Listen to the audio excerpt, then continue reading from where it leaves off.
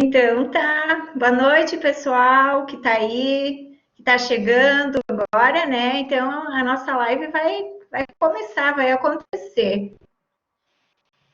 Desculpas que tivemos que transferir, né, da outra sexta-feira para esta, tá? Mas enfim, o importante é que nós estamos aqui, que nós estamos nos proporcionando esse momento, né, para abrir referente a algumas questões voltadas à pandemia. Por isso que essa live se chama as diversas interfaces, né, da pandemia. O meu nome é a professora Sandra, eu atuo na UNOESC há 17 anos, e mais especificamente com os programas da Educação ao Longo da Vida, né, direcionado aos idosos, programa cultural, e também no setor de pesquisa da UNOESC aqui de Chapecó.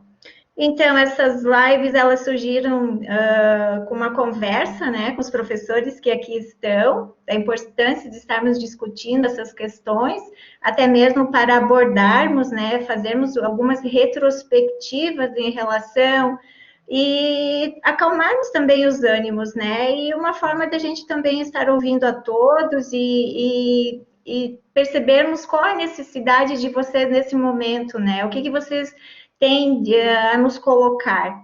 Então, é mais uma conversa mesmo, né? Então, a gente optou em estar começando pelo começo mesmo, fazendo uma retrospectiva disso tudo, falar um pouquinho da questão econômica e falar também das questões emocionais que tudo isso está gerando, tá certo? Então, agradeço os professores, né? O professor Celso pediu desculpas nesse momento, ele não vai poder participar nesse momento inicial, mas depois ele vai acessar, tá?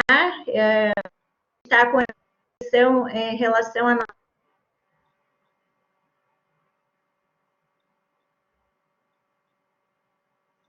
e poderá estar aqui conosco. Agradeço ao professor Leonardo, que se dispôs, né, nosso parceirão, sempre, né, que se dispõe a estar nos auxiliando nesse aspecto, a professora Karine também, então, a professora Malu e a todos que estão aí. Então, professor Leonardo, a palavra é contigo, tá? Se surgirem questionamentos, vocês podem estar fazendo aí no chat, tá? Que o professor Leonardo vai estar respondendo conforme ele vai conseguindo, certo? Depois aí nós vamos passar a palavra à professora Karine. Então, boa noite, professora Sandra, boa noite, professora Karine, boa noite aos demais que estão presentes. É uma alegria poder estar falando para vocês, tá? Já vou aproveitando e deixando algumas instruções por conta da pós-modernidade. Se der alguma travada, alguma coisa, vocês me avisem, tá bom? Porque às vezes a conexão, sabem como é, ela pode ir, pode voltar, então, para que não se perca nada. Então eu me propus a fazer uma fala em dois momentos. Tá? Um momento histórico das pandemias, tá? E um momento econômico, tá? Que são esses dois pontos que são importantes para nós compreendermos, já que nós estamos passando por uma quarentena, um isolamento social devido ao Covid-19. E, diferentemente de outras eras, nós vivemos em uma era de extrema comunicação. Então, o que antigamente as pessoas não possuíam de informação, hoje elas possuem de informação errada. Tá? Então, a ideia também é esclarecer algumas coisas.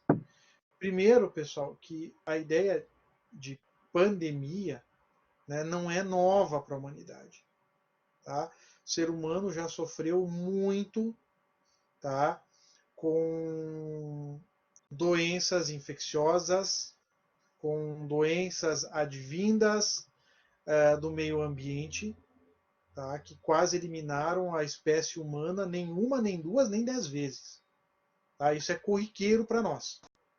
Tá? É corriqueiro.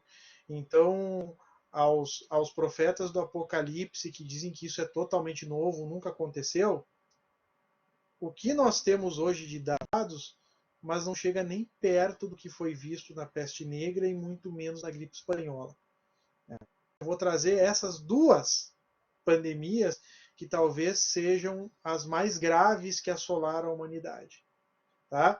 Num primeiro momento, então, e quando nós falamos em pandemia, tá?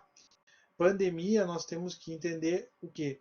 Uma pandemia é quando uma doença ela atinge diversas pessoas de diversos lugares ao mesmo tempo, ou seja, ela se generaliza. Tá? Um outro ponto, a própria ideia do coronavírus, que as pessoas estão questionando muito. Coronavírus não é um vírus novo, ele é um vírus animal. Tá? Ele é um vírus animal, ele existe em outros animais, porém não é o mesmo. Esse que nós temos, tá? Ele é uma mutação, certo? Ele é uma mutação. Um outro ponto interessante, por que coronavírus? Tá? Corona porque ele é um número de vírus agrupados que formam uma espécie de coroa. É o que se vê pelo microscópio. Por isso corona, né? Vem do latim coroa. E 19 porque ele foi catalogado pela primeira vez em 31 de dezembro de 2019. Então, enquanto nós estávamos aí soltando foguetes, brindando o final do ano, esse vírus estava aparecendo. Né? A primeira catalogação dele é no último dia do ano de 2019, perdão. Tá? Bom, logo, meus caros, então puxando um pouquinho na história, tá? Eu vou pegar esses dois antecedentes do coronavírus. Vou começar com a peste negra. A peste negra, ela surgiu na Idade Média, tá? Entre 1348 e 1351 na Europa. O que se sabe, tá? É que é um lactobacilo. Qual é a teoria? Esse lactobacilo veio da Ásia, tá? Da Ásia, já em ser humano, porém, esse ser humano, picado por uma pulga, que acabou se tornando um hospedeiro, proporcionou a mutação, e quando esta passou para outro ser humano já no Ocidente, na Europa, com a mudança climática, esse lactobacilo se transformou. Tá? Por que peste negra? Porque ele ocasionava manchas negras na pele. E, pessoal, a coisa aqui ela é horripilante, porque essas manchas negras acabavam ocasionando a putrefação da pele. As pessoas que tinham esse lactobacilo no corpo ficavam com um cheiro terrível. Né? E não raras vezes perdiam membros do corpo. Perdiam membros do corpo por conta desse lactobacilo que ia tomando, tá, as pessoas. Claro, pessoal, essa é uma explicação contemporânea. Hoje sabe-se que é isso. Na época, nós não tínhamos essa explicação. Nós vivíamos em meio à Idade Média, né, e a primeira interpretação é que teria sido um castigo divino. Nós até, na história, convergimos que o início do fim da Idade Média começa com a peste negra. Porque quando ela atingiu padres, bispos, até um papa, bom, opa, peraí, não pode ser castigo divino. Alguma outra coisa é. Tá? Para vocês terem ideia, o número de pessoas que morreram, de peste negra foi entre 75 a 200 milhões. A 200 milhões de pessoas. Isso é um número terrível. Há descrições na Europa de corpos na rua e pessoas não tendo coragem de enterrá-los, pessoas em putrefação em meio à rua. Tá? Coisas apocalípticas. Tamanho que foi isso. Né? As pessoas até brincavam que você de manhã levantava, tomava café da manhã com seus familiares e à noite você ia jantar com os entes queridos. Porque ela era terrível. Quando ela tomava conta, a morte podia ser muito rápida, se atingisse órgãos internos. Tá? Então vejam, estamos falando de 75 a 200 milhões de pessoas. Isso é um número absurdo. Segunda pandemia que eu vou frisar é a gripe espanhola, que ela aconteceu entre 1918 a 1920. Essa é mais próxima de nós. Tá? A gripe espanhola hoje sabe-se que ela foi transmitida por soldados norte-americanos que foram para a Primeira Guerra, com uma influenza comum da América do Norte, e ao chegarem na França, essa gripe foi passada para os franceses e ingleses que não tinham anticorpos, o corpo não conhecia esse vírus, e ocasionou uma infestação, tá? Que matou entre 20 a 50 milhões de pessoas. 20 a 50 milhões.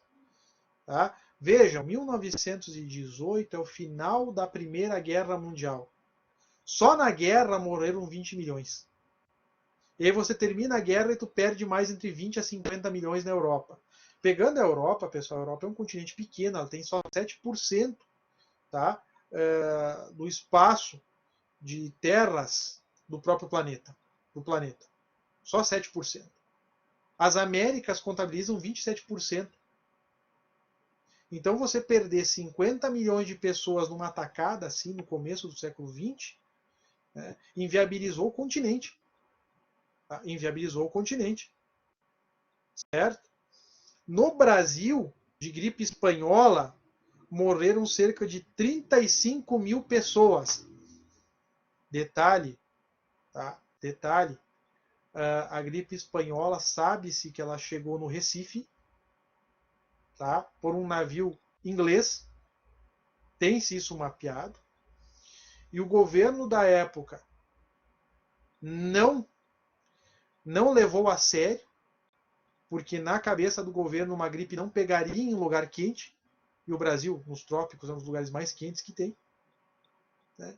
E simplesmente botou Recife abaixo quando se espalhou.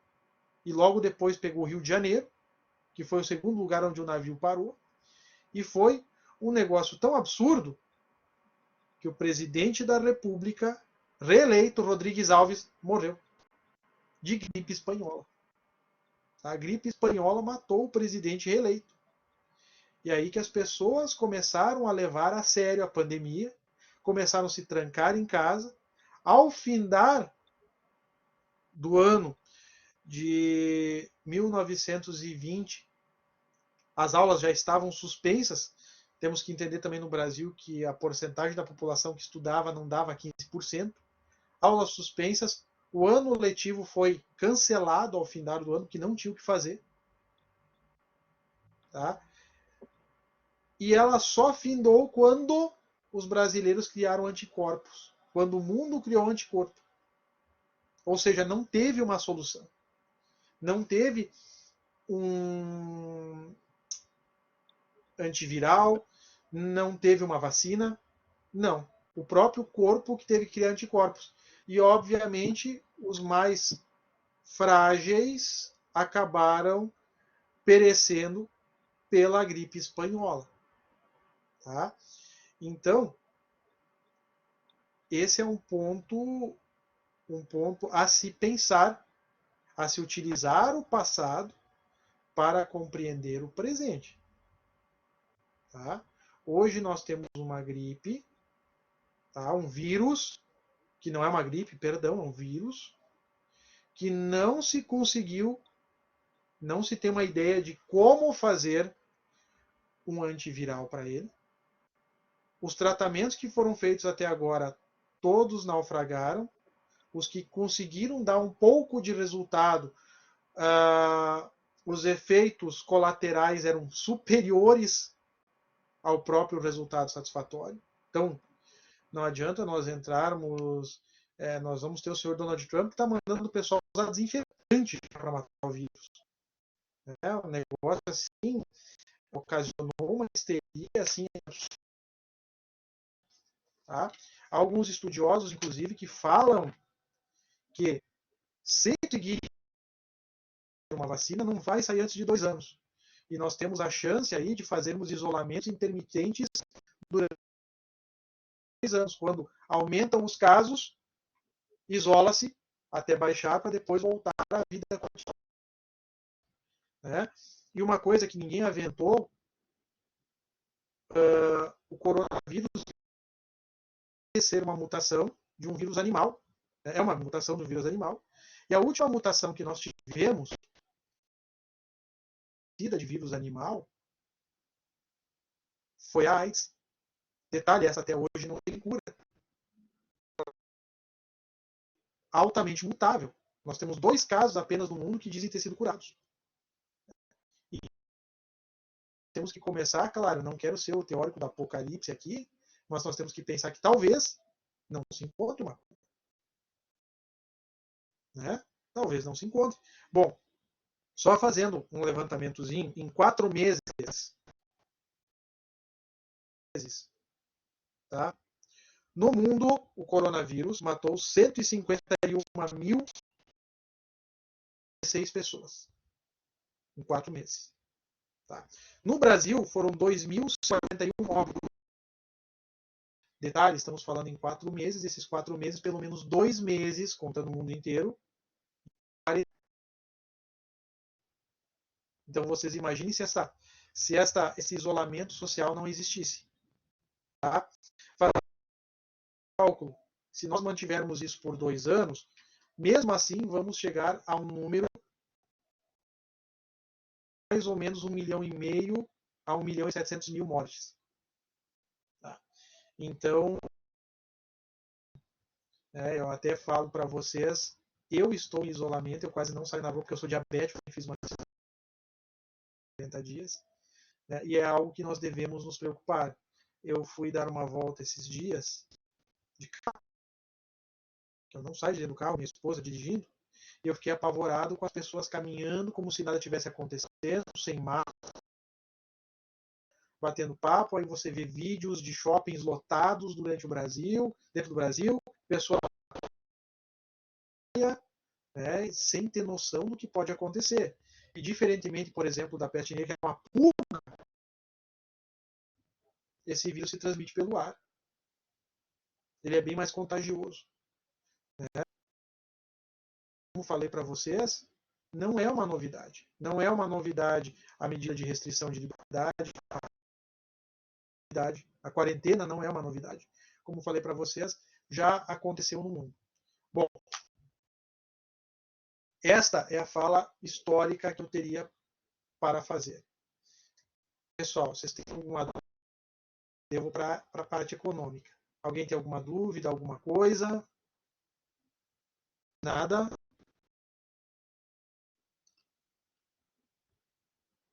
Não, prof. Por enquanto tá show de bola. Tá tudo certo. Bom, então vamos para o segundo ponto, tá? A questão Não, antes deixa eu te econômica. falar que eu já fiz a fotinho lá que Tá. você gosta, tá? Já mandei lá pro... Legal, Tá legal. todo mundo Legal. lindo na foto aí. Tá ótimo, perfeito. Desculpa a brincadeira, Bom, prof. A nossa marqueteira, não, né? é Com certeza. importantíssimo. A questão econômica, tá?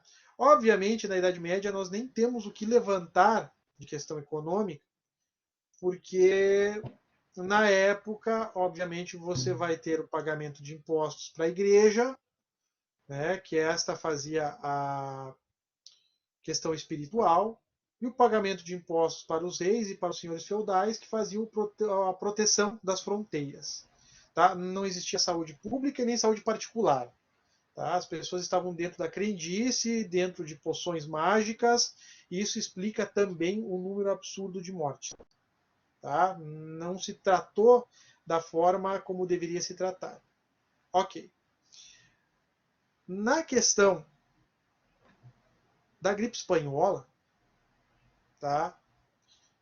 Nós vamos ter a inauguração, tá, de uma nova forma de pensar. Tá? Porque a gripe espanhola ela acontece quando existia só uma teoria econômica, que era o liberalismo econômico. Que o liberalismo econômico, o Estado não intervém na economia.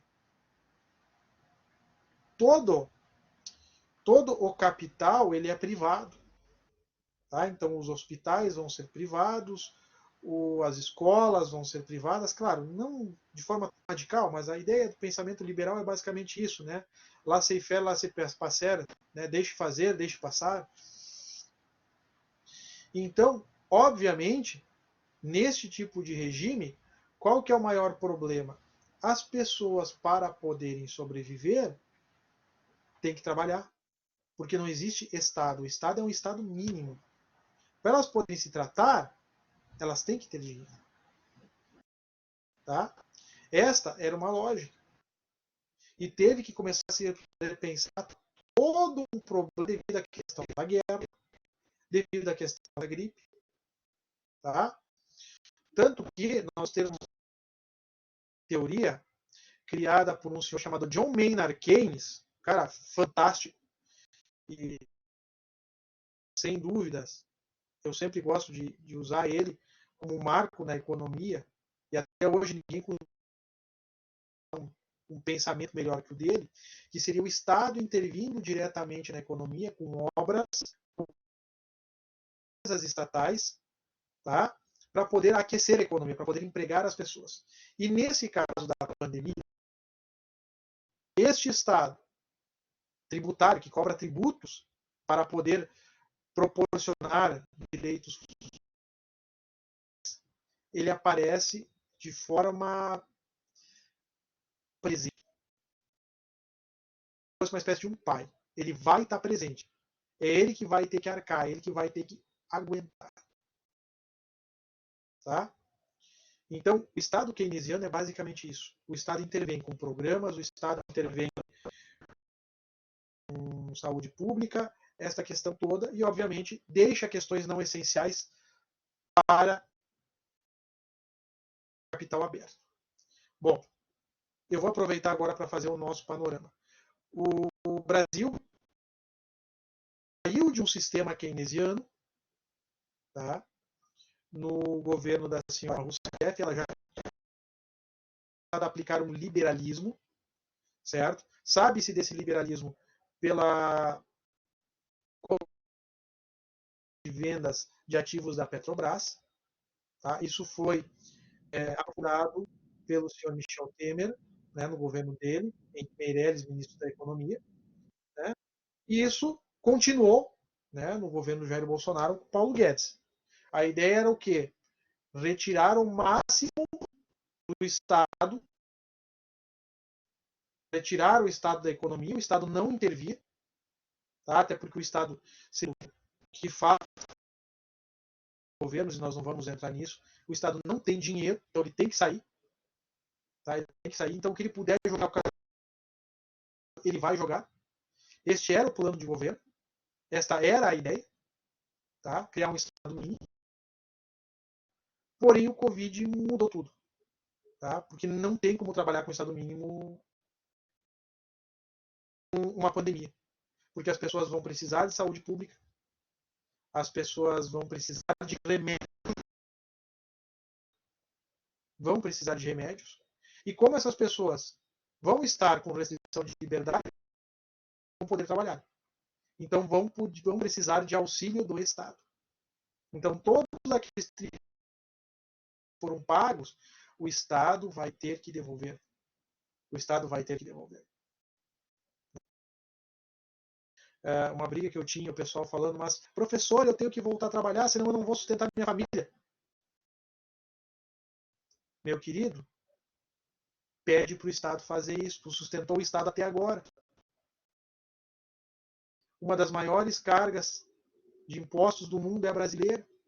Nós pagamos muitos impostos. O que custa devolver um pouquinho agora? Não estamos pedindo favor. Né? Só estamos pedindo para devolver o que nós. Né? E querendo ou não, agora você ouve falar de diversas medidas, montar hospital de campanha, aumentar o número de leitos na UTI. É uma coisa triste, porque é algo que eu venho escutando desde que eu sou gringo. Né? Que a saúde sempre foi prioridade, teve que acontecer uma pandemia só aumentar o número de leitos. quando você escuta, por exemplo, um município como Chapecó, poucas vagas de UTI, um município com mais de 200 mil habitantes, 30 e poucas vagas. Então, vocês imaginem. Né? Então, volta-se ao sistema keynesiano. Agora, o Estado vai interferir na economia, o Estado vai ter que ajudar esse pequeno empreendedor que está quebrando, né? Como já teve a medida 2 meses, né? Para a empresa não demitir 2 meses, o Estado sustenta esse trabalhador para não ser mandado embora, depois de trabalhar na empresa. Né? Ou seja, agora é a hora do Estado. Tá? Agora é o momento do Estado participar. Ou seja, voltamos a um keynesianismo que, economicamente, nós só temos esses dois, o liberal e o keynesiano. São as únicas duas formas que nós temos. Tá? E, obviamente, por exemplo, nos Estados Unidos, o Barack Obama era um governante keynesiano. Na crise de 2008, ele entrou com muito dinheiro para salvar os bancos, para salvar as pessoas. Tá? Agora o seu Trump está lá perdido, porque ele não sabe o que fazer, porque ele não é. Tá? Ele não é um keynesiano. Tá? Então ele está bem perdido. Tá? Então, esta era a base da minha fala, aí já quase meia hora falando. É isso. Se tiverem alguma dúvida, tá? Eu estou à disposição.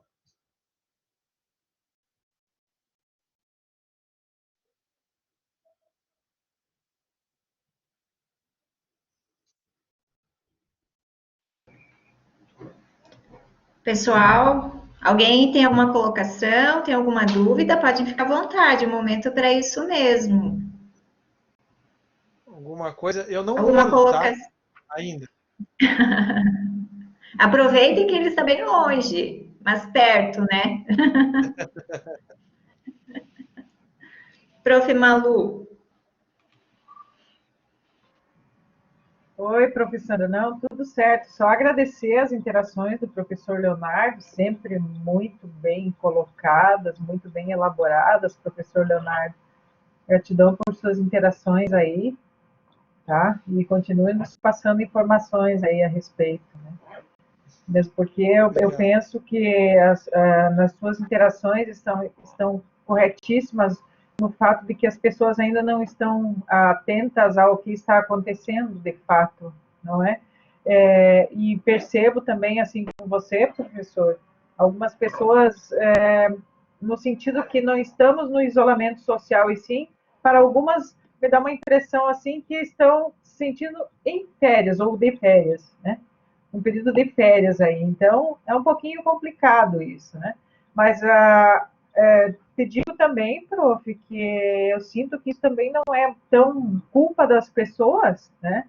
Porque as informações chegaram muito rápidas, de uma forma muito rápidas e ainda não conseguiram concatenar tudo o que está acontecendo. O fato é que nós temos sim que manter o isolamento por conta de estarmos sob responsabilidade também das demais pessoas, né? Então, só agradecer, prof, suas colocações, viu? Obrigada, professor. Perfeito, perfeito. Deixa eu só aproveitar e fazer este adendo, tá? E é uma coisa que eu já vou jogar a bola depois para a professora Karina, né? Que, como eu estava falando, eu estou num dos ditos grupos de risco, pois eu sou diabético, né? E uma das coisas que eu comentava é que diabéticos e idosos estão sendo tratados como inimigos da pátria, sabe? As pessoas dizem, não, vamos trancar os diabéticos e os idosos para não morrer e vamos nós para a rua. E as pessoas não se tocaram, primeiro, não é só diabético e idoso que morre. Nós já estamos com diversos casos de pessoas que eram consideradas o padrão perfeito de saúde e acabaram, né, vindo a falecer.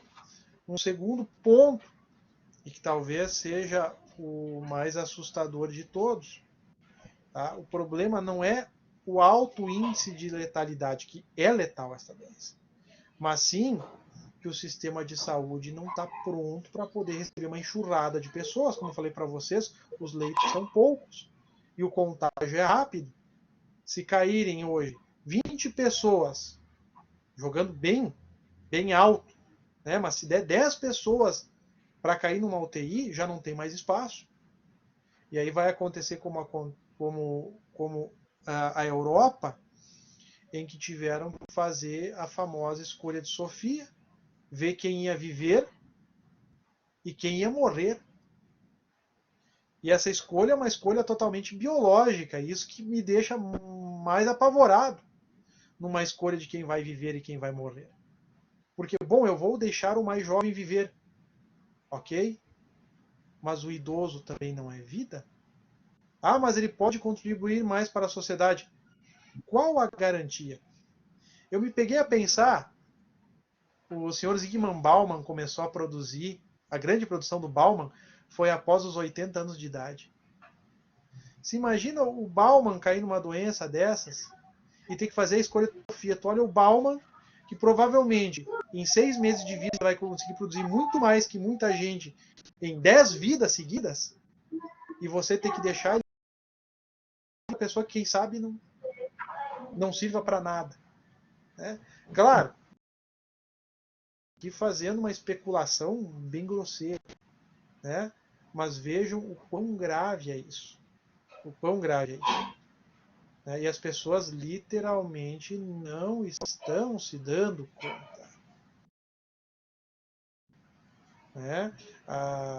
Já vi gente dizendo que é uma gripe, já vi gente dizendo que não vai acontecer nada, e vi gente dizendo não tranca os idosos e tranca os doentes. Só que se esqueceram que todos somos transmissores em potencial. E essa doença demora 14 dias até para aparecer. Então você pode chegar a infectar metade da família e ir embora, e daí só depois de 12, 13 dias que vão descobrir o que aconteceu. Certo? Então professor. Eu achei do professor Leonardo, né, se tratando dos idosos, né, vida é vida, independente da idade, né, e tratando da questão dos que têm, poxa, a gente deve muito a eles. Se nós estamos falando hoje aqui é porque eles batalharam tanto, construíram tantas facilidades para que a gente pudesse estar mais próximo, né? Então, eles têm uma história muito grande, né? Uma vivência muito linda, passaram provavelmente por outros momentos parecidos com esse que estamos vivendo, né? Então, talvez estejam mais fortalecidos do que nós, nesse sentido. A vida é importante para todos, o cuidado é importante para todos, e o que nos resta, então, é respeitar esse momento e procurar tranquilizar, não é, professora Karine? O que fazer diante de uma situação dessas?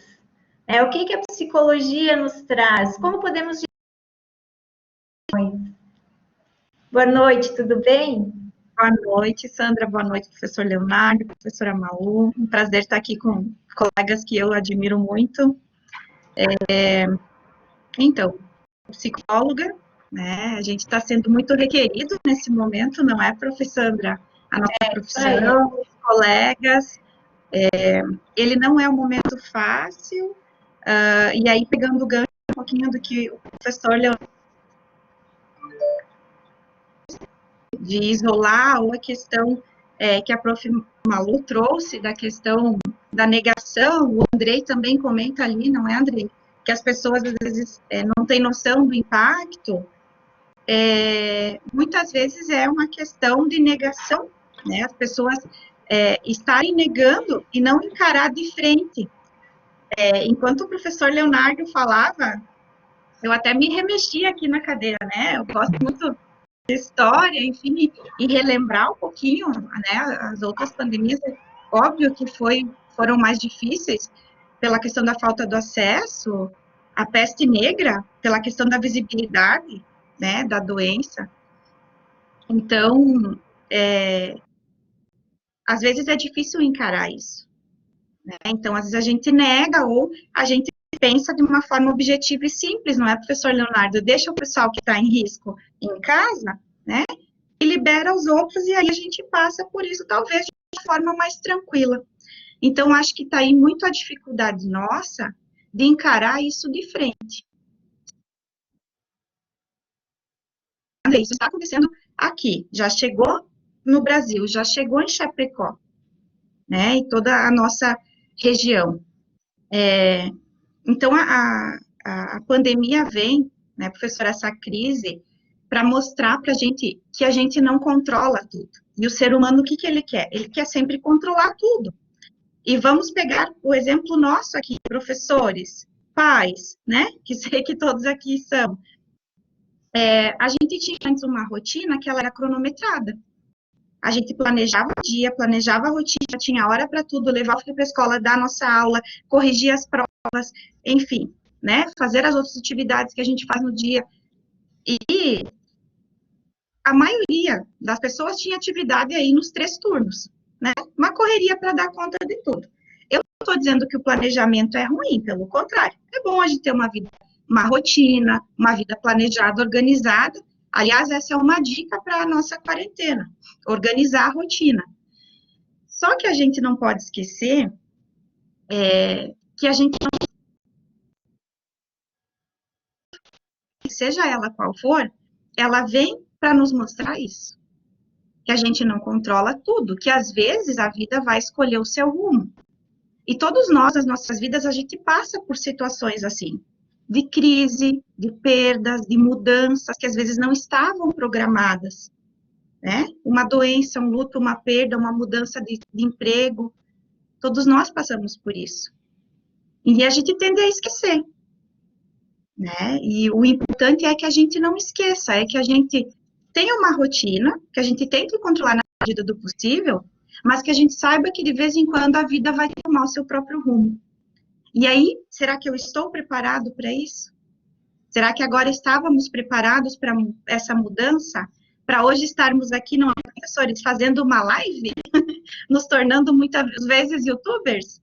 Não é? Porque agora é desta forma que também estamos dando aula para os nossos alunos. A gente precisou inovar, a gente precisou aprender, a gente precisou se reinventar, né? A questão da sustentabilidade, falávamos no início, antes de começar, quantas coisas mudaram?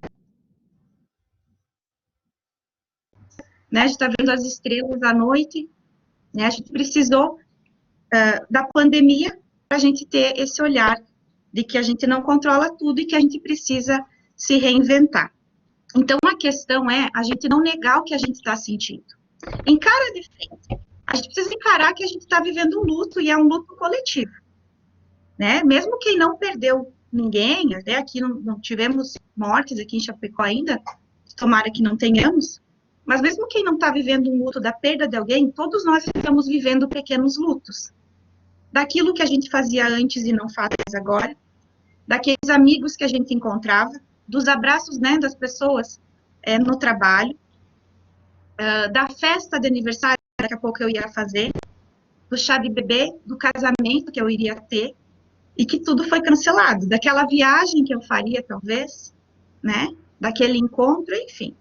Então, nós estamos vivendo um luto, né, um encontro na academia, enfim. As grandes coisas que a gente tinha planejado tempo, a gente perdeu, né, e a gente precisa viver isso, sentir e se deixar sentir. O que eu sinto com essas perdas que eu estou tendo agora? Eu me sinto triste, eu sinto raiva, eu me sinto frustrado. Então, para a gente encarar e não negar, a gente precisa deixar o sentimento vir à tona. O que eu estou sentindo agora? Só depois que a gente encarar isso de frente, entender que isso está acontecendo, que está acontecendo aqui, que eu fico triste por isso e por isso, eu fico com raiva, eu fico frustrado, tá bom, mas é isso que está acontecendo. A pandemia está aí. Aí que eu consigo fazer um movimento de inovar e de despertar, de refletir e dizer, ok, eu estou sentindo tudo isso, mas agora não tenho o que fazer, eu preciso realmente me cuidar, eu preciso cuidar das pessoas que eu gosto, eu preciso cuidar das pessoas que eu não conheço, porque agora a gente precisa de união, a gente precisa de empatia, né?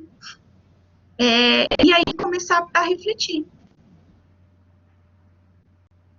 no meu dia a dia. Acho que é um momento também de refletir sobre quem somos.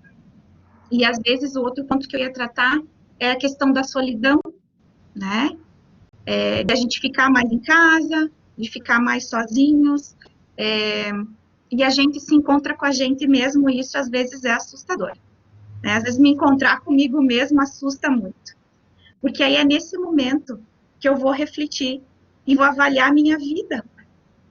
E aí eu começo a parar para pensar, tá, meu trabalho tá legal, me faz feliz? Agora eu tô sentindo tanta falta dos meus amigos. Será que eu dava tanta importância para eles antes, né? E para minha família? Será que eu estava tempo suficiente com a minha família, com os meus filhos? Enfim, a gente começa a avaliar os relacionamentos, o relacionamento conjugal, por exemplo, os casamentos, que muitos estão em reavaliação agora na quarentena, né? Porque se encontrar conosco mesmo vai fazer a gente pensar em coisas que antes, na correria do dia a dia, a gente não pensava, fingia que estava tudo bem, mas nem tudo estava. Né? Então, às vezes, isso se torna assustador. Mas, por outro lado, né, onde a gente pode realmente olhar para isso, olhar para o que nos faz feliz, olhar para os nossos sonhos, os nossos objetivos, e, quem sabe, reavaliar a nossa vida a partir de agora. Professor Celso. Oi, chegou? Prof. Karine, boa noite a todos, Olá, a todos presentes. Oi, Prof. Celso. Tudo tá bem? Bonito, hein, de gravata aqui. Eu estava preparado para... Tá bonitão. No nosso reitor, no nosso presidente da fundação, no nosso conselho curador também, mas peço desculpa, então, primeiramente pelo atraso, acabou atrasando a nossa reunião lá também em função de questões tecnológicas. E saúdo a todos os presentes aí, e a propósito, para não quebrar aqui o clima, professora Karine, do que você vinha falando, talvez seja oportuno, né? Isso não é receita de bolo, mas algumas atitudes que a gente poderia estar adotando nesse período de isolamento também para gerenciar a nossa emoção e não ficar focado nesses sentimentos, né, que muitas vezes ocorrem em razão do problema que a gente vive, em razão da solidão, em razão do encontro consigo mesmo. Então, algumas atitudes que nós poderíamos estar adotando frente a esse isolamento e também frente à nossa saúde mental, por gentileza. Ok, professor. Então, no meio disso tudo, né, como eu estava falando, nessa questão do encontro conosco mesmo, dessa reavaliação, reflexão, podem surgir sentimentos como a ansiedade, né, a tristeza. E quando eu falo que a gente tem que olhar para isso, a gente precisa olhar, mas não é para ficar nisso, né? A gente precisa encarar e depois conseguir fazer o movimento de dizer, tá, mas o que eu posso fazer para os meus dias serem melhores? Né? O que eu posso aprender nesse momento de quarentena? Então, uma das coisas é a gente estipular uma rotina. O que eu vou fazer durante o meu dia? É acordar, é tomar o café, ter mais ou menos um horário para acordar, é ter outros propósitos, né? Se eu estou trabalhando em casa, ou se eu saio para trabalhar, mas mesmo que a gente saia para trabalhar, a rotina de todo mundo mudou, porque nos horários de folga e final de semana a gente não está saindo, não tem eventos, não temos para onde ir, então a gente fica mais em casa. Organizar, não é porque a gente não pode sair da porta para fora, porque é mais seguro a gente ficar, né, aqui dentro, que a gente não possa organizar a rotina. Eu brinco que é interessante tirar o pijama quando a gente fica em casa, né? Porque às vezes ficar com o pijama dá aquela sensação de preguiça o dia todo, né? Então, tirar o pijama, planejar, aprender coisas, tantas lives agora que estão acontecendo, fazer cursos, cozinhar, olhar para um hobby que talvez você deixou de lado e agora tu vai descobrir o quanto te faz bem, né? Artes, trabalho manual. Eu sempre digo que trabalho manual também é uma forma de terapia, professor. Por isso que quando tu lava a louça, professor Leonardo, que ele falou que ele descobriu o método mais eficiente de lavar a louça, e depois tu vai me contar, professor, né? Mas por que nesse momento a gente pensa e reflete, né? Quando a gente faz esses trabalhos manuais, é o momento também da gente organizar a mente, né? Então, por isso que é interessante. Eu acho que também a gente precisa aprender a gostar de ficar com a gente mesmo, né? O que você gosta de fazer contigo? Comece a apreciar a sua companhia, né? O que você gosta de fazer agora? Você tem tempo. Antes a gente reclamava que não tinha tempo para a gente, né? Essa era a fala. Mas será que a gente queria ter tempo para a gente? Então agora está sendo obrigado a aprender a gostar da nossa companhia, né? Outra coisa, a gente não pode negar que o contato social é importante. O contato social para nós seres humanos, ele é importantíssimo, tá? Então, assim, não dá para visitar, mas dá para fazer uma videochamada, dá para ligar, né? Agora eu estou vendo muitos relatos de pessoas que estão ligando para amigos que estão longe, que mudaram, que faz tempo que não vêm, né? Então, por que não passar a mão no telefone? Agora está todo mundo mais por casa, né? No final de semana, por que não passar a mão no telefone e fazer uma ligação, conversar com aquela pessoa que tu gosta, falar que ela é importante para ti, né? Agora, essas pequenas coisas nos tocam tanto, nos emocionam tanto. Aquela pessoa que fez diferença na tua vida, um professor, enfim, né? Pessoas que te ajudaram, por que não manter um contato, contar como é que você tá, o que se passa na tua vida. Então, equilibrar essa questão de aprender a gostar da tua companhia, mas também não deixar de lado o social. Importante também que agora a gente tem um tempo para respirar, né? E o que eu falo acerca de que é um tempo de respirar?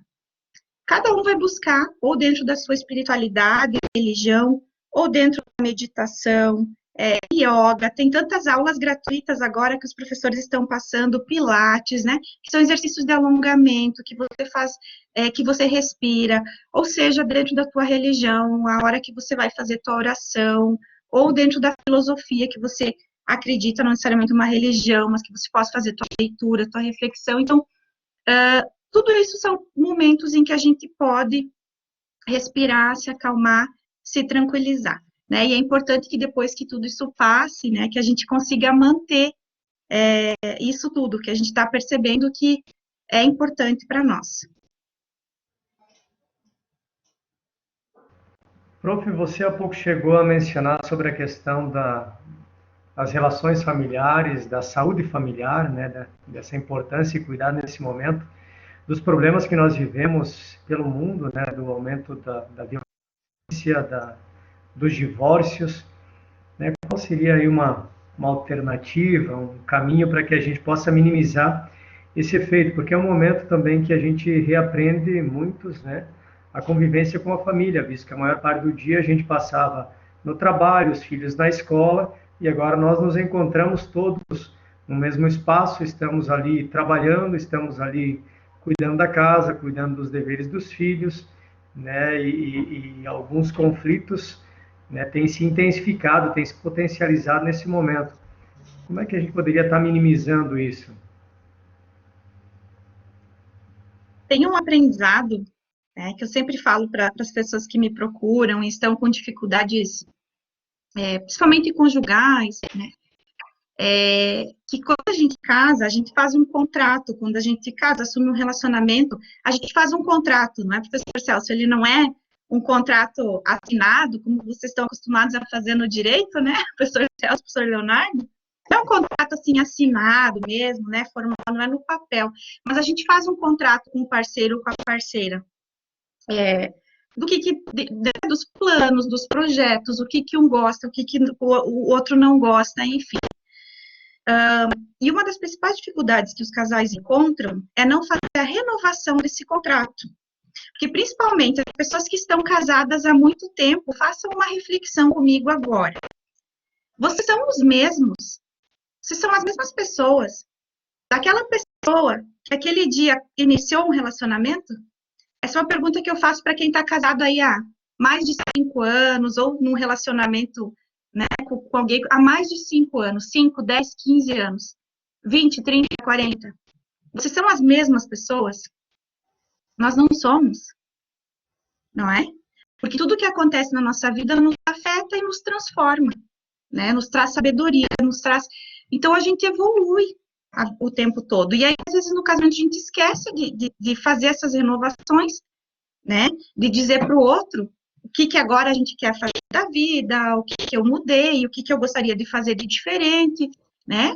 E aí, na correria, como o professor Celso bem falou, a gente às vezes vai deixando de lado. Então, não é que o conflito está acontecendo agora por causa da quarentena, né? Mas, bem como o professor Celso colocou, o conflito ele se evidencia agora. Provavelmente já eram conflitos que existiam antes e que a gente fingia que estava tudo bem, mas que agora, com esse encontro maior, vem à tona, não tem jeito.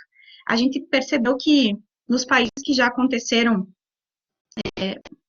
né, a questão da pandemia foi maior, assim, Itália, enfim, que aconteceu um número mais elevado de divórcios nesse período realmente. No Brasil, a gente ainda não tem os dados, né? Não tem a estatística dessa questão da quarentena.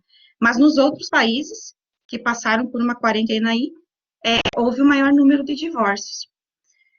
Então, o que é importante? É sentar, conversar e fazer novos contratos, né? Novos contratos conjugais. Daqui para frente, o que a gente precisa melhorar, o que a gente precisa mudar, o que a gente precisa ajustar. E com os filhos, a mesma coisa. Olha, antes era na escola, né? Eu te levava agora, as regras são essas, limite, regra, de novo, dentro de casa, daí para os filhos, para as crianças, tal hora é a hora de estudar, tentar manter a rotina, né? Se a criança estudava à tarde e ela tem atividades para fazer da escola, que ela faça no mesmo horário, né? Que tentem almoçar mais ou menos no mesmo horário, né? Que se criem regras. Então, a gente precisa fazer acordos. Então, o casal, nesse momento, ele vai precisar, talvez, se obrigar agora, nesse momento, a sentar e conversar e ajustar as questões, né? Então, é necessário. Por exemplo, eu agora, para estar aqui com vocês, eu conversei com meu marido, eles estão longe de mim, lá na sala, eu disse, olha, não entrem lá no escritório agora, eu tenho a live. Então, a gente precisa, me ajudem, né? Então, a gente precisa estar fazendo esses acordos para a gente ir dando conta das novas demandas que a gente tem, né?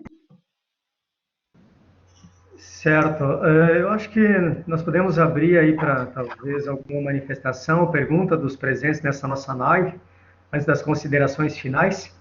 Alguém tem alguma pergunta? Gostaria de fazer algum comentário, sugestão aí de alguma provocação aos professores Leonardo e professora Karine? Professor Leonardo, por gentileza. Professora Karine, eu gostei quando tu falaste do tempo e vou puxar um filósofo conhecido meu, do Celso, Immanuel Kant. Né? O Kant ele fala que o tempo ele é interno, ele nasce conosco.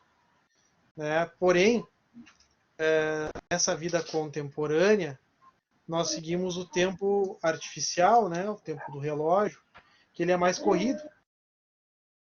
Cada vez nós estamos tendo a chance de gozarmos do nosso verdadeiro tempo, né? De organizarmos a nossa vida a partir do nosso tempo biológico, né? E não pelo tempo do relógio. E aí, quando tu falaste das tarefas diárias, uma coisa importante que eu venho notando é que nós temos que ter um pouco de calma, porque as coisas não vão acontecer tão rápido como aconteciam antes da pandemia, como acontecia quando o tempo do relógio estava contando. Né? A aprendizagem, a criança, a minha filha, ela está estudando à tarde, ela está fazendo os exercícios dela à tarde, né? Porém ela não consegue ter a mesma concentração, né? Porque ela está num ambiente diferente e o tempo mudou. Ela tem que fazer, ela faz esses exercícios mais vagarosamente, né? Ela faz menor quantidade. Eu vejo até a ideia de produtividade, né? As pessoas que morriam por produtividade podem pensar em produtividade alta. É impossível. Por quê? Porque mudou a noção de tempo. Né? Consegue vir desta mesma forma.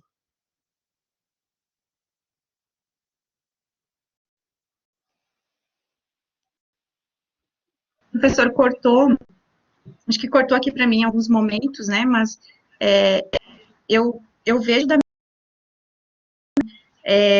que a gente precisa realmente se reinventar nessa questão do tempo, e a gente não sabe como lidar com isso.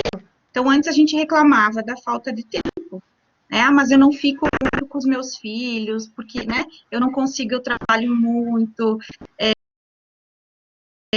de repente não consigo ajudar muito meus filhos nas tarefas escolares, né, e agora que a gente tem esse tempo, a gente não está sabendo lidar com ele, né, e aí quando tu coloca assim, a minha filha, ela está fazendo atividade mais lentamente, e aí, né, por que ela precisa acelerar se agora ela tem mais tempo? O que ela precisa fazer depois das atividades? Talvez ela precise brincar, né, então assim, eu acho que também é o momento de a gente exercer a paciência, não é, professor?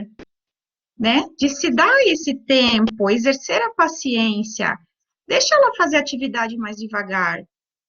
Vou sentar com meu filho no chão, brincar, né? Vou dar esse tempo, vou me dar esse tempo com ele, né? Deixa o tempo correr mais devagar. Né? Eu acho que é isso, assim, é que às vezes a gente está tão no piloto automático, né? Que aí a gente fica pressionando os nossos filhos. Tentem pensar nas crianças também. Elas também estão vivendo esse luto que eu falei. E outra coisa, conversem sobre os sentimentos que as crianças estão tendo. Hoje de manhã no café, eu perguntei para o meu filho tem 8 anos, e eu perguntei para ele, o que você vai querer fazer? Qual a coisa que tu mais tem vontade de fazer depois que terminar a quarentena? Na hora ele me disse, escola. Né? Então, e o que você está mais triste assim de não ter agora? Então, ir conversando também sobre os sentimentos, e eu acho que a gente tem que ter paciência com nossos filhos, porque, queridos, eles também perderam muitas coisas nesse momento. E, né, e eles estão só em casa, criança tem muita energia, pensa o quanto eles gostariam de continuar indo na festinha do coleguinha, muitos estão comemorando seus aniversários, né, só com a família, estavam sempre acostumados a comemorar com os amiguinhos, então eles também estão passando por essas dificuldades, e acho que está na hora de nós pais, nós adultos também, olharmos para isso, porque nós não precisamos mais correr, né, naquele relógio que o professor coloca, né, que é o relógio criado, nós não precisamos mais, então, acho que agora é o momento ideal para o exercício da paciência e que estávamos precisando, né? Nós estávamos precisando buscar esse equilíbrio. Não sei se te respondi, professor, mas fica bem à vontade para colocar. Perfeito. Professora Sandra, tinha levantado a mão, por gentileza. Então, momento de fato não só de nos reconhecermos, né? Porque a gente acaba no dia a dia vivendo um pouco de tudo, somos um pouco de tudo, né? Mas também de conhecermos as pessoas com quem a gente convive, né? Que acaba muita coisa passando despercebido, né? Então é o momento de ajustarmos esses perfis diferentes que nós temos dentro da nossa própria casa e que muitas vezes é o que leva ao conflito, né? Então, para que exista essa paciência, né, professora Karine, como bem colocaste, mas também esse respeito pelas diferenças, né? Então, é o momento de nós internalizarmos isso dentro da nossa própria casa, né? De conseguirmos colocar as peças, né, do tabuleiro adequadamente, né? Isso, professor Andrei, eu acho que é na diferença que a gente cresce, né? Se todos em casa, todos da família fossem iguais, a gente não evoluiria, a gente não iria crescer, né? Muitas vezes quando a gente encontra alguém para ser o nosso parceiro, tem coisas que são semelhantes, mas tem questões muito diferentes de personalidade. E é nessa diferença, muitas vezes, que um vai complementar o que a gente chama de complementação. Um vai complementar o outro com o objetivo de os dois crescerem de forma individual, né? Então, não dá para a gente também querer fazer acordos querendo que o outro seja igualzinho a mim, que ele pense igual, que ele lave a louça igual, né? Que não comece pelos pratos, que comece sempre pelos talheres, porque eu começo assim, né? Então, é isso que a gente precisa se dar conta. Talvez o método de começar, né, pelos pratos vai ser mais rápido que o meu. Então, quando o casal ele consegue admirar também essas diferenças e aprender com elas, é quando também a pessoa ela dá um salto individual, porque ela cresceu, ela evoluiu com o aprendizado do parceiro. Né? Pensando do parceiro, do filho, que tem um jeito diferente do meu, enfim. As crianças nos ensinam muito também. Isso mesmo. Professora Sandra Bello, tem feito umas colocações aí, seja bem-vinda também, participando aqui conosco, né? Queres falar alguma coisa, professora Sandra? Oi, boa noite a todos os professores, parabéns pelas colocações, explanações. Eu acho que cada um levanta algumas questões bem pertinentes ao nosso momento, né? E eu só fiquei pensando aqui, cada um de nós tem os seus círculos de amizade, né? E nós temos grandes diferenças nas situações, né? Ou seja, o que na minha casa é uma realidade, é uma rotina, é uma quantidade de pessoas, na outra casa já é outra rotina, outra circunstância, outra faixa etária, outra preocupação, né? E essas realidades todas presentes na sociedade, às vezes parece que o nosso problema é maior ainda, né, gente, do que a gente às vezes fica pensando. Vamos construir uma rotina, vamos pensar a casa dessa forma, sendo que na casa de cada um de nós, isso também já é bem diferente, né? Então, eu fico preocupada com isso, porque nós que lidamos ali com alunos da universidade, que tem uma faixa etária, lidamos com os idosos, que tem outra faixa etária, e sabendo que quando eu dou aula, cada um deles fala um pouquinho do que consegue explicar, né? E que a gente percebe, nossa, na casa desse aluno a coisa acontece desse jeito, na minha já é outro, e me leva a pensar um pouquinho na realidade de cada um, né? Então, acho isso me atinge emocionalmente, claro, porque como professora não tem como eu ficar aquém disso tudo, né, gente? Então, eu imagino como eles se sentem em casa, nós, professores, exigindo que eles nos apresentem as atividades, as tarefas, sendo que eles têm um universo por trás que é muito maior do que tudo isso que nós estamos falando aqui, né? Então, acho que o papel do professor é, entre aspas, que está atento, né? E também tentar, de uma forma ou de outra, tornar essa situação um pouco melhor do que aparenta ser, né? Porque para nós também não está sendo fácil enquanto professores. Então, se imagina no lugar deles todos, né? Isso que eu acho bacana da gente levar em conta também. Professora Obrigado, André. Sandra. Mais, por gentileza, prof. Eu concordo, né, com tudo que a professora André colocou, e aí eu ressalto também a questão que antes o professor Leonardo levantou, que é a questão da falta de empatia e do egoísmo. A gente estava vendo muito isso, assim, na nossa sociedade, né, o egoísmo, a falta de empatia, as redes sociais estão aí para nos mostrar essa questão, né, do que eu quero para ontem, né, o que importa é o que vai acontecer comigo, né, a minha vida, isso me afetou, tá, mas daí como é que isso afeta o outro? E estudos de neuropsicologia, a professora Sandra tem demonstrado que aquela partezinha do nosso cérebro que é responsável pela empatia, ela vem diminuindo a cada nova geração.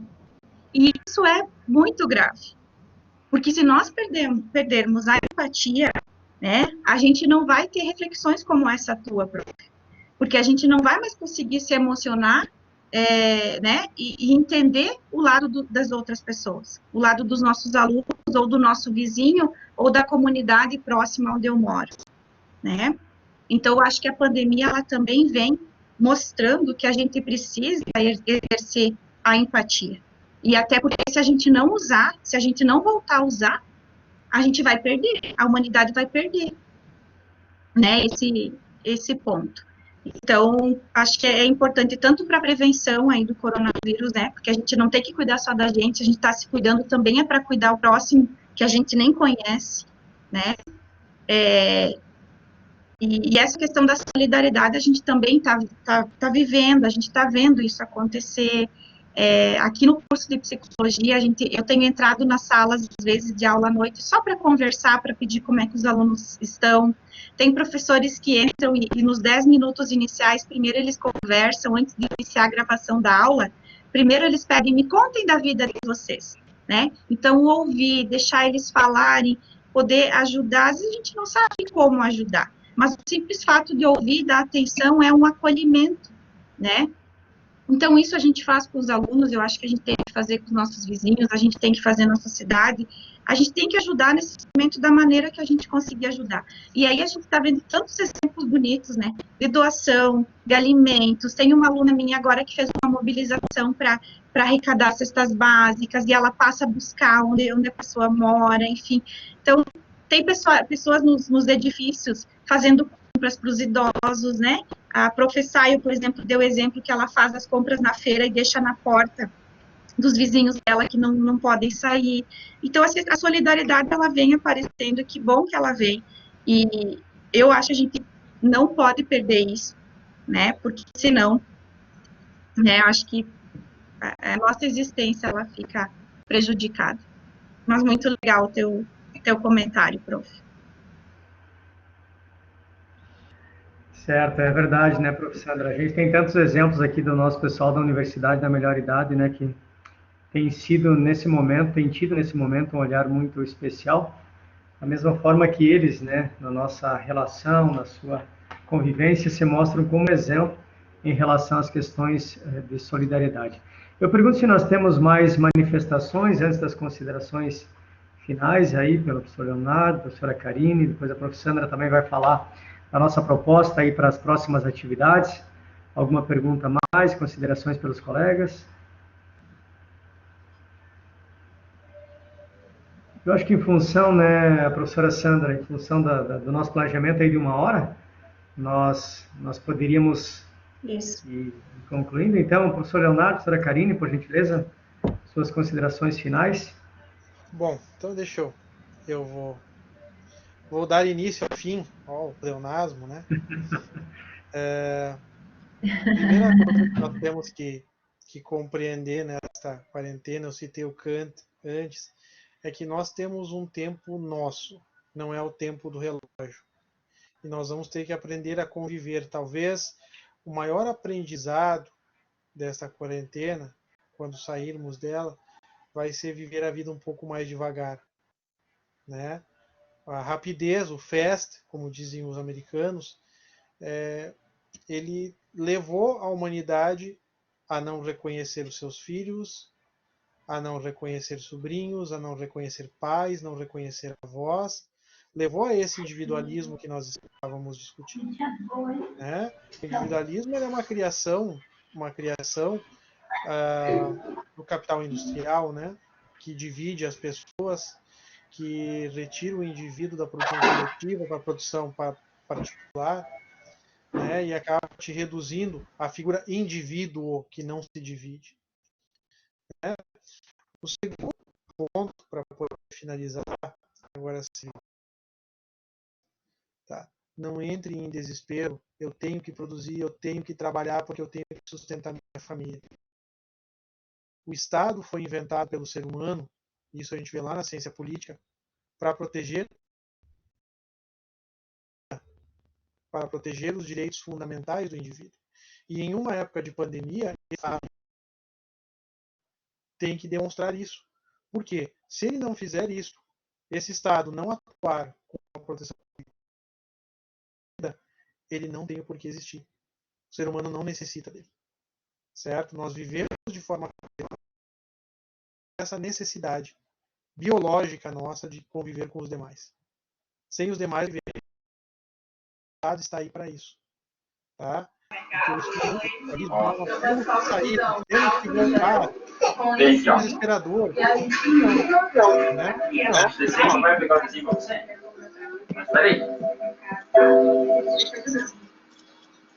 Então, pessoal, esse é o ponto.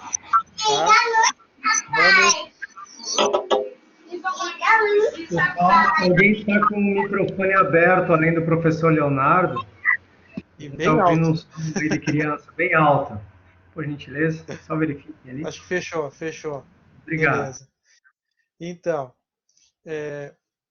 vamos cobrar do Estado, pessoal. tá? O Estado tem que cuidar da vida dos seus, né? Então, vamos ficar em casa, obviamente os que puderem,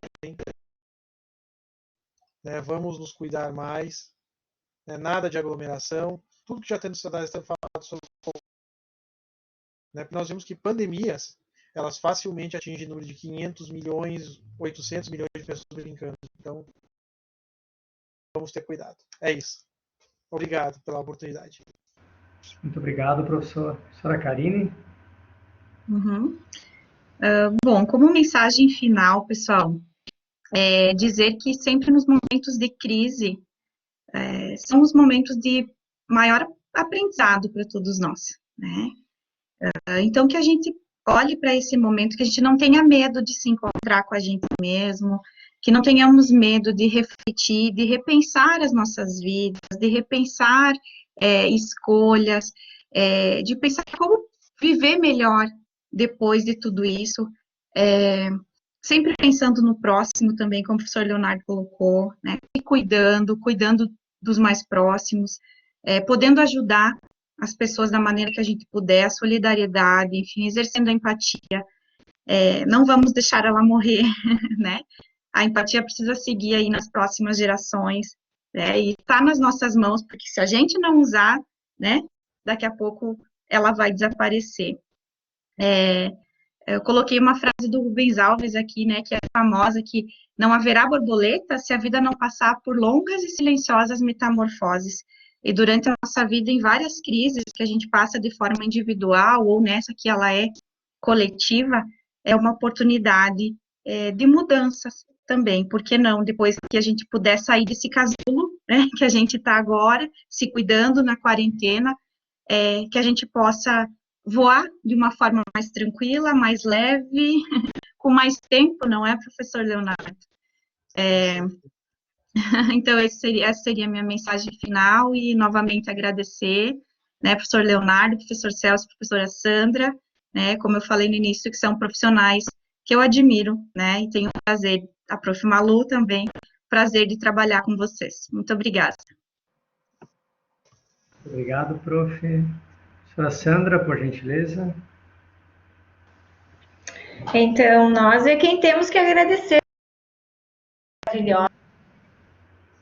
Enfim, que estão sempre disponíveis para auxiliar a todos, né, e trazer o conhecimento e essa bagagem, né, que tem em relação ao ensino. E o ensino é para isso também, né, para a gente prestar solidariedade, levar informações, né, conhecimento às pessoas, até mesmo nesse momento, não é, professor Celso? Então, pessoal, agradeço a participação de todos, os demais professores também que estão, né, nessa live, né, esperamos os próximos, bem como o professor Celso nos colocou antes, a gente fez uma programação de vários, nós temos mais 4 pela frente, né, com diversas temáticas e abordagens importantes. Eu acho que assunto para discutirmos é o que não falta, não é?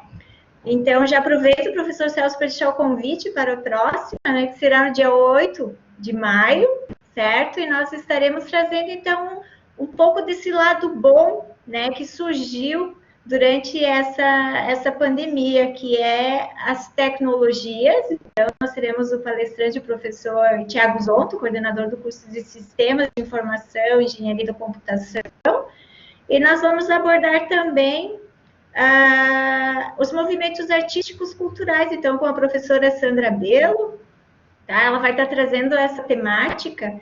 Acho que é o momento da gente, de repente, estar revendo muitos conceitos, bem como foi falado aqui, sairmos um pouco da racionalidade, né? E enfrentarmos as emoções. Então, acredito que os movimentos artísticos culturais nos trazem muito isso, né? Vamos mexer com o lado direito do cérebro aí. Tá, gente? A gente aguarda vocês, então, para a próxima. Estaremos divulgando, junto aos professores, as coordenações, né? E por e-mail também. E convidem quem vocês acharem interessante, que gostaria de estar participando. Esse momento é para isso mesmo, para a gente estar tendo essa conversa gostosa como nós estamos tendo agora, tá bem? Obrigada, professores, professor Leonardo, nosso historiador, a professora Karine, nossa psicóloga, professor Celso, é contigo. Professora Sandra, quero primeiramente te parabenizar por essa iniciativa, né, pelas temáticas, são muitas temáticas interessantes que temos aí pela frente, com o objetivo aí de manter essa aproximação, essa relação, essa conversa com os nossos estudantes da Universidade da Melhor Idade, a todos os interessados, professores, né? Também buscando, nesse momento, aquilo que é muito importante para nós enfrentarmos essa pandemia, que é o conhecimento. Né? A nossa preocupação é ofertar aquilo que é próprio do nosso ambiente, né? A pesquisa, trazer a todos o nosso público-alvo, aqueles que têm essa relação com a universidade e outros tantos quanto quiserem, orientações para que possam enfrentar melhor esse momento. Então, parabéns, prof. Sandra, meu agradecimento e parabenização aqui também à professora Karine, ao professor Leonardo, que de pronto aceitaram esse convite, né, prof. Sandra, e sabemos aí da profundidade que eles têm em relação aos temas que foram abordados aqui nessa noite, com certeza são apropriados e oportunos a todos quantos têm a possibilidade de ouvi-los, né? Profissionais reconhecidos nesses temas e em tantos outros que nós estamos trazendo aí para vocês. Agradecer aí também aos demais professores, a professora Malu, a professora Sandra, mais de 30 aí conectados ainda, né? Agora já 9h15. Então, obrigado a todos pela presença, pelo apoio, pelo prestígio nesse momento. Eu quero informar a todos, agora recebi há pouco a informação de uma assessora do prefeito que estava na reunião em que eu estava, que houve a primeira morte em Chapecó agora à noite, e a confirmação de mais 5 casos, então nós começamos aí um momento diferente em Chapecó, né? Se até o momento a maioria eram curados, só tinha um hospitalizado, agora nós temos a confirmação já de uma pessoa que morreu por causa da doença, e um alarme, uma preocupação natural em decorrência disso. Então, vamos ampliar o nosso cuidado, né? Mesmo que a gente esteja indo trabalhar, mesmo que a gente esteja cuidando de tantos afazeres, né? Há formas, e já temos isso devidamente claro, de a gente ampliar o nosso cuidado e a nossa saúde. E, por fim, eu só quero aqui tomar uma expressão de Albert Einstein, na direção daquilo que eu vi aí na parte final da professora Karine, professor Leonardo, professora Sandra, em relação às mudanças, metamorfoses, né? Alguns futuristas estão dizendo assim que algumas mudanças que estavam previstas lá para frente, né, nós já estamos antecipando em relação às tecnologias, trabalhar em casa, se aproximar mais da nossa família, dar mais atenção àquilo que realmente é o importante da vida, porque, de certo, estamos nos perdendo em algumas direções, e esse momento de introspecção também nos leva ao encontro com as nossas raízes, com os nossos fundamentos, né, com tantas coisas importantes da nossa vida. Einstein, a propósito disso, diz o seguinte: a crise é a melhor bênção que pode ocorrer com as pessoas e com os países, porque a crise sempre traz progressos. A criatividade nasce da angústia, como um dia nasce da noite escura. É na crise que nascem as invenções, os descobrimentos e as grandes estratégias. Quem supera a crise, supera a si mesmo sem ficar superado. Quem atribui à crise seus fracassos e penúrias, violenta seu próprio talento e respeita mais os problemas do que as soluções. Sem a crise não há desafios, sem desafios a vida é uma rotina, uma lenta agonia. Sem a crise não há mérito, e na crise, é na crise que se aflora o melhor de cada um. Então, que esse momento também sirva para aflorar o melhor de cada um de nós. Muito obrigado a todos, nosso abraço e até o próximo encontro. Obrigada, bom final de semana a todos. Colegas, até a próxima. Prof. Karine, prof. Sandra, prof. Leonardo, prof. Celso. Obrigada, pessoal. Muito bom estar aqui. Bom final de semana. Até mais. Obrigada, Até a próxima. Obrigada, gente. Tchau, tchau. Até Tchau, mais. queridos. Um grande abraço. Tchau.